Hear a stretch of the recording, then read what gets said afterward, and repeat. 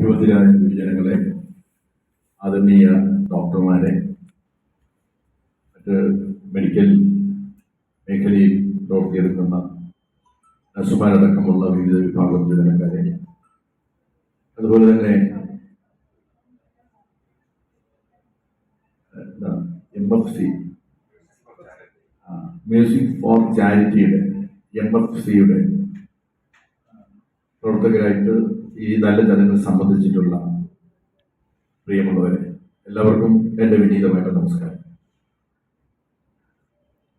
നമ്മുടെ സംസ്ഥാനത്ത് ആരോഗ്യമേഖലയിൽ ഏറ്റവും മെച്ചപ്പെട്ട സേവനം സമൂഹത്തിന് സമ്മാനിക്കുന്ന ഒരു മഹാസ്ഥാപനമായി തിരുവനന്തപുരം മെഡിക്കൽ കോളേജ് ഉയർന്നു നിൽക്കുകയാണ്.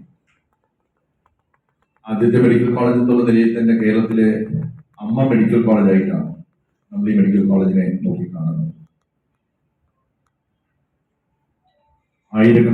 പതിനായിരക്കണക്കായിട്ടുള്ള രോഗികളെ സംബന്ധിച്ചിടത്തോളം അവരുടെ ഒരു ആശ്വാസ കേന്ദ്രമാണ് തിരുവനന്തപുരം മെഡിക്കൽ കോളേജ്.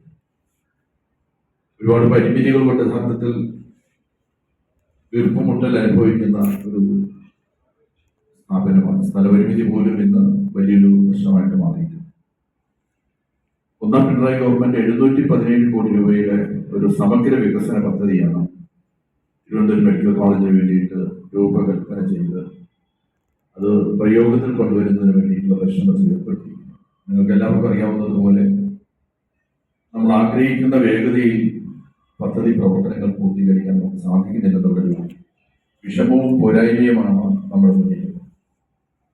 ഒരു പുതിയ നിർമ്മാണത്തിന് വലിയ പ്രയാസമുണ്ടാകും.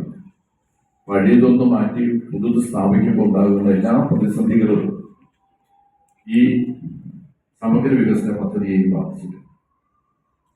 കേരളത്തിന്റെ ആരോഗ്യ മേഖലയിൽ നമ്മുടെ ഈ പൊതു സംവിധാനം, തിരുവനന്തപുരം മെഡിക്കൽ കോളേജ് അടക്കമുള്ള കേരളത്തിലെ മെഡിക്കൽ കോളേജുകളും പ്രാഥമിക കുടുംബാരോഗ്യ കേന്ദ്രങ്ങൾ വരെയുള്ള ആരോഗ്യ സംവിധാനം വഹിക്കുന്നത് വളരെ വലുതാണ്.